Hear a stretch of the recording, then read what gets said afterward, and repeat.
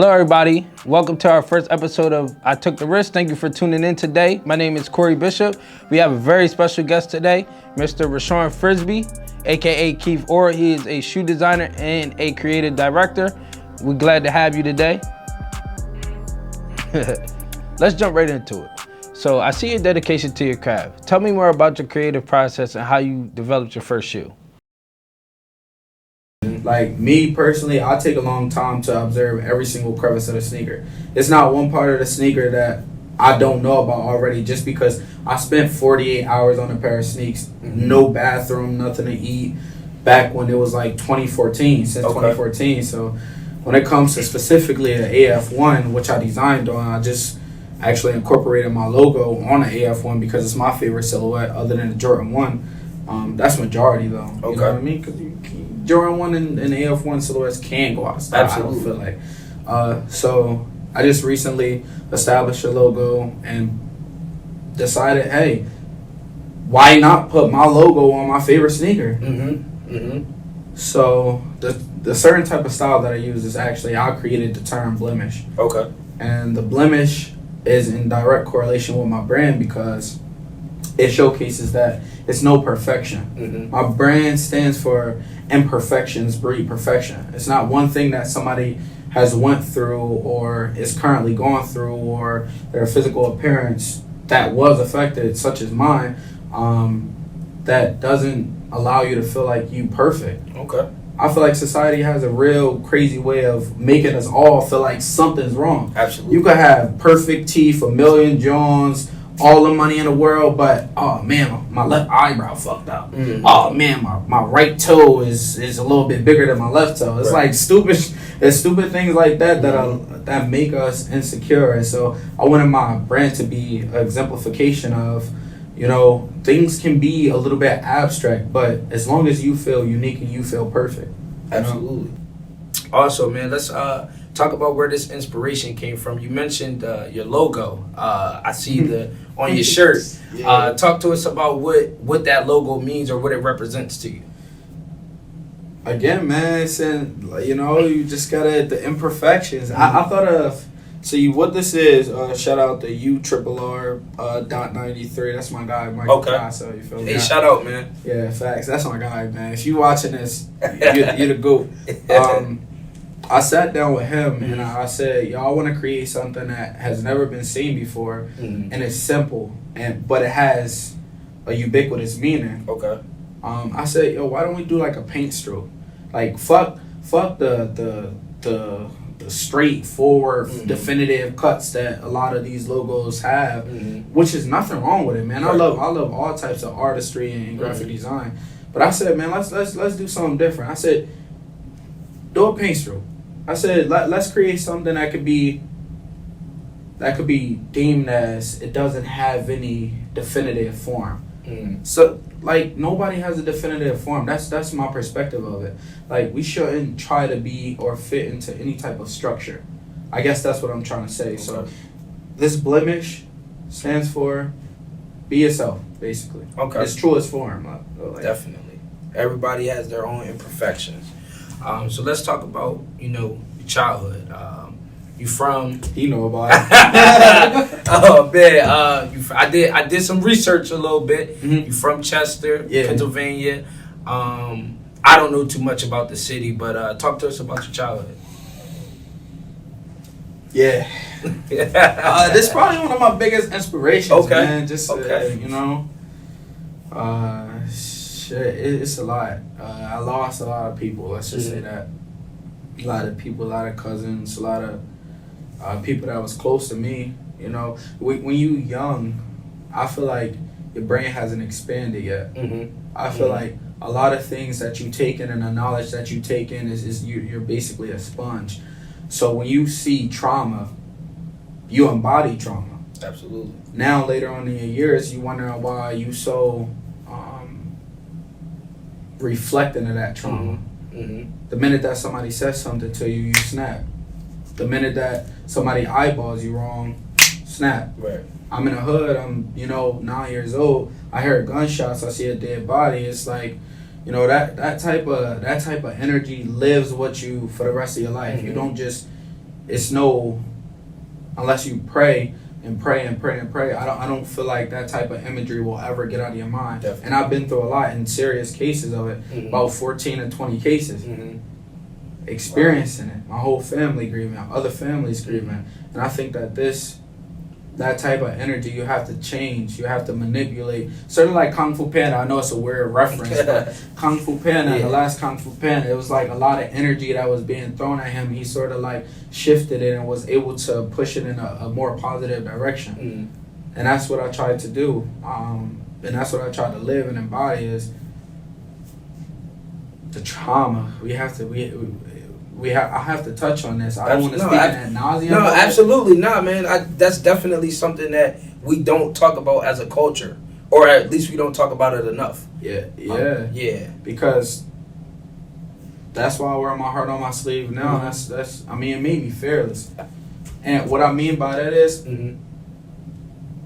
I had a couple people talk to me.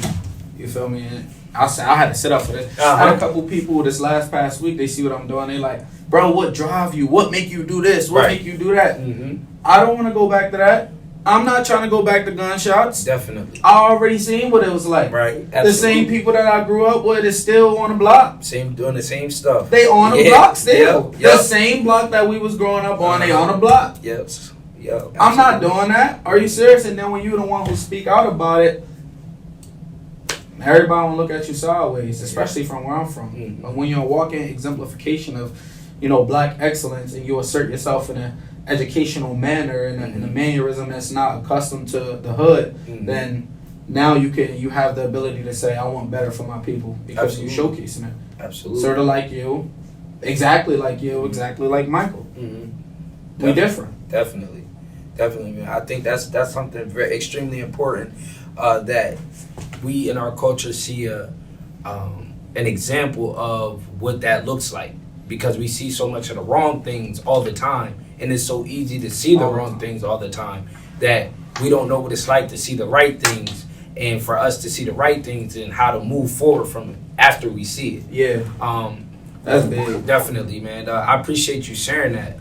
That's big, especially coming from where you came from and the obstacles that you've overcome. But on a brighter note, man, I seen that you just graduated. So I wanted to extend my congratulations to you, man. I appreciate that. Yeah, appreciate that. No problem, man. Congratulations. So talk to us about that journey as to going through school, making it through school, and while you're still an establishing your entrepreneurship in this fashion industry. Yeah, I ain't making it through school yet. I just want to be the first person to be transparent. I only got my associates. Okay. But I'm happy that I'm a late bloomer because Absolutely. I figured out, man, like I said, man, the facades, everything like that. When you younger and things like that, you gotta try to perpetuate a certain type of thing. Nah, I'm a late bloomer. I'm happy that I'm a late bloomer because every single thing that I've learned now in my later stages, I can apply to life. Definitely. So I'm actually headed over to Temple in August. Okay. And they sponsored by Nike. So what if I have an opportunity and now I can apply it and I'm a young entrepreneur. Absolutely. And then it comes full circle. Now we working for Nike. Yeah. You know what I mean? Yeah. Just off of this interview. Definitely, man. That's awesome. Again, congratulations on that graduation, because although it might be minute to you or minor to you, it might not be minor to the next young man that's walking down the street that see you got your graduation cap on. Bro, I was the first gen. Yeah, definitely. Like that means that literally like my whole I'm the first one to pursue education in my family. Definitely. That's what's up. Like, graduate. Like, I'm the first one in my family to graduate. It's crazy. Like, it still hasn't hit me yet. But when my cousin texted me 2 weeks ago and asked me to write a 5-page paper for a senior project, I was like, damn. Like, now it's hitting me. Yeah. Like, you think oh, man. No. Yeah. Wow. That's good, man. And then now people are reaching out to you for not only for what you do, but for your expertise in other things. Yeah. That's good, man. That's good. So let's talk about what do you have planned? I don't want to give any. I want you to give anybody no exclusives or anything. But do you have anything planned? Maybe let's say in the next year, 3 years, 5 years from now. Yeah, I made a mission statement. Okay. I want to have my own sneaker line, man. Okay. I see where the world gravitating towards, Mm-hmm. independent entrepreneurs, and Absolutely. things like that. And it's all about information. Mm-hmm. I love y'all. I'm gonna keep it a beam because y'all are very informative and y'all don't care to share information. Mm-hmm. But a lot of people got the crab in the barrel mentality, whereas though they don't want to always give out information. And Definitely. I can't cope with that. Like I've always been the type of person that if I know somebody, you know somebody, or if I have information, you have information. Right. And a lot of people don't have that type of mindset. Mm-hmm. So I think for me, it's establishing a platform that gives the young entrepreneurs motivation and information. Absolutely. It's a upcoming shoe designer in Chester. His name is like Sukasa or something like that. Okay. And he nice. He up and coming. So if he ever were to reach out, if he ever needed any information, like I would be able to provide it for him. You know what I mean? Especially with him being the next to come. Mm-hmm. And a lot of people, where I'm from, they want to see competitiveness, but in a negative manner. Absolutely. They don't want to see LeBron James and Kevin Durant go against each other but shake hands at the end of the game. Definitely. They want to talk about them going together and compare the stats and not what makes them better competitors with each other but still share that love. Absolutely. So in a sense, a lot of people want to see you go against people and it's not an upbringing type of nature to it. That's not what I'm about. Definitely, man. That's big because that crab in the barrel mentality is what holds us back. And not to say that there aren't other things that have held us back over the years, but that's definitely something that you can definitely see.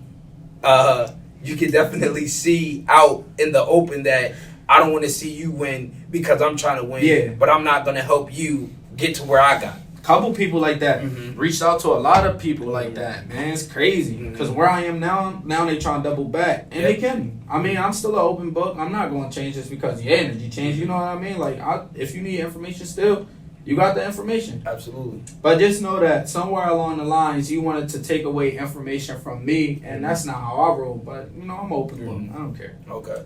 So I know that you have some other things, other aspirations, or other material that you want to launch.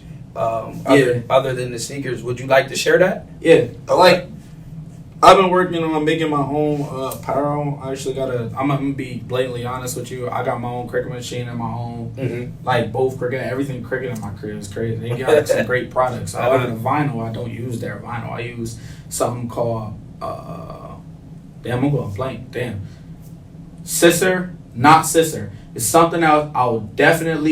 It'll come to mind. I was just telling Michael about that. I said the minute that you need some information, she's gonna come out when it's not convenient. But I'm definitely using the best of the best vinyl, and I'm going through extra processes and steps with me to ensure that my everything that I make is quality. Definitely. Like as I told you, like off camera, the sneakers that I made, I'm wearing them Jones every day just so I could see to what extent is it not going to be a great product anymore. Like how many days can I wear it? And how many things can I do in it that's going to ensure the best quality? What steps can I take to provide the best quality? And that's what I'm about, the best quality Absolutely. there is. Absolutely. I'm glad you actually hit on that because a lot of entrepreneurs or young entrepreneurs that are in fashion or that want to start a fashion line or clothing line or whatever kind of brand of clothing there is, they only understand certain things, but quality, but how taking it a step further as to how long can I wear it. Like I've never heard a brand designer say anything like that. And I know a couple clothing designers, and I've never heard them say anything like that. So that is definitely key to key information that I think young entrepreneurs need to know. Yeah, because they don't want to give you the hard facts. They want to come out with some stuff. It's hot. But I'm not going to say that's all designers, but most designers, they want to come out with something that's hot. You wear it a couple of times. No. Me, how many times can you wear it, bro? I had shirts where I wore it, washed it one time, and I even followed the washer and dryer sense. That's another thing that these young entrepreneurs have to worry about. giving washer and dryer like the facts of it, like how can I wash this item, like that's what I'm working on myself. So a lot of people not going to tell you the cons of their product, and that's not something that I even want to have to deal with. So I try to specialize in making my product the best product there is. Definitely. I want to be the next Jordan. I'm gonna be honest. I want to be the next Kanye West. I want to be the next big name. But I'm very humble in my approach and making sure that my customers taken care of, and my family taken care of first, because I don't even call them my consumer base. I call them my family. To me, it's a family thing to me. It's very sacred to me. My craft is definitely sacred to me, man. Definitely, man. I think that anybody that puts that kind of effort and that kind of passion into whatever it is they do, whatever industry you're in, is definitely should be that important. And I know that there's a statistical business fact that most first small businesses fail. I would say fail the first 5 years of their existence. That's exactly right. Yeah, and you know that's a deterrent to a lot of people that like or want to become an entrepreneur because they don't see an automatic profit. That's the thing, man. One more thing, and I don't want to even speak in ad nauseum on that. Profit is not everything. Profit is only 1/4 of the battle. If you're that dedicated to your craft, you're going to make the profit.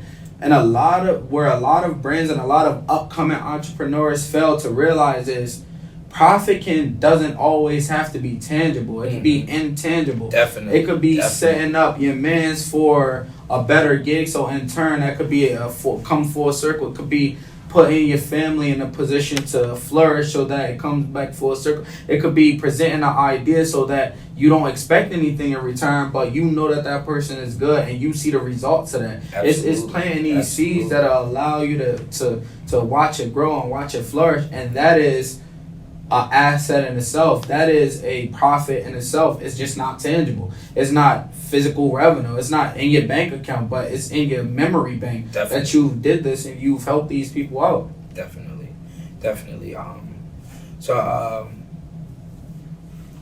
I definitely think that's great information that anybody, not just entrepreneurs, but anybody in general should be mindful of or should be thankful that they've heard something like that. Maybe they've heard it before or in a different way, but that's definitely great great insight.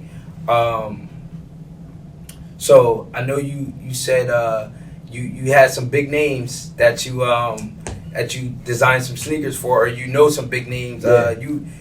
Just let them know who you made sneakers for real quick. Back in my past, I made sneakers. I think I started off making sneakers for Rondé. Okay. From my city. He was actually the first person to put me on. And that's Rondé Hollis Jefferson. Yeah, right? yeah, Rondé Hollis Jefferson. Okay. Man, my guy. Okay. He was the first one to put me on back in 2015. Man. He seen my work through Instagram. Okay. And this was when I was very young, very creative, no marketing assessment, no real take on real business. I just wanted to create. Absolutely. So I actually started off with embroidery patches. Started putting those, the Gucci F1s that went viral. Okay. I didn't know business. I didn't have no watermark on the shit. Yeah. Okay. So a lot of accounts was posting it on eBay. I'm starting to look at fucking these $290, $500, $600 shipping from China. But Jaleel Beats, Rondé Hollis Jefferson, Justin Watlington, my guy, Quincy. I'm about to make some for Carter Vision, for Dream Chasers. That's coming. I'm gonna get my guy shot by the CEO to shoot that. Remarkable. Check them out, please. And yeah, for now, that's it, man. I mean, that comes to the top because I did a lot of work for a lot of people. No, absolutely, man. I just wanted to give the viewers an opportunity to see that we know your work, to get them to hear some names that they know a Rondé Hollis Jefferson, they know a Jaleel Beats, they know those kind of people. Yeah. So that way they can say, oh well, he knows what he's doing. Yeah. So yeah. It's crazy, man, because I'm gonna tell you a story because I don't feel like a lot of artists and prolific artists don't really get their respect and the credit, like the flowers while they still here. Absolutely. But the guy Justin Wallington, I contacted him. He was like my favorite artist back in the day, man. He do real live portraits and things like that. Like his work is phenomenal. He did work for Kevin Hart, Shaq, Amber Rose.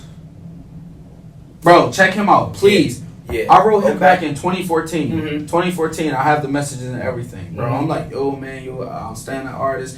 One day, I ain't gonna lie, I was a fanboy. I still am a fanboy. Absolutely. I'm like, I wish to be like you. Yeah, definitely. Now he wearing my sneakers at his art show. Wow, that's big, man. That's big. What is life? Yeah, that goes to show you that anything's possible, right? I'm just a young boy from the hood, man, right? For real, with aspirations to be the next Jerry Lorenzo, absolutely. Like Kanye West. But for him to be wearing my sneakers at his art show and to see significant value, for one day to go on the floor after the NBA game, he talking to the bull from Power, like Dre, and he asked me about my sneakers. For all of these people to just be conclusively valuing my work, crazy. Yeah, to me, I still don't even realize it. Absolutely, it's nothing like it, right? Nothing like it. I don't even know the feeling. I'm gonna be honest. I can't place an emotion on it. So, advice for young people or people in general that are looking to be creative in an industry or the fashion industry. Right. I have like 3 points. So I believe the first point is knowing. If you want to specialize in a craft, you want to know everything about it. Okay. I mean, all of the nooks and crannies. If you're a graphic designer, you want to know how to do everything about graphic design. You're a sneaker designer, you want to know everything about, being a sneaker designer. If you're a multi-designer, you know what I mean? What I mean by that is you're a creative director. Okay. In a sense, you want to know all of this and know about all of this. So, I mean, every day religiously studying your craft. Two is more like, being yourself through it all. So, essentially, a lot of people will come and try to take you off your tracks, or a certain type of energy or situation might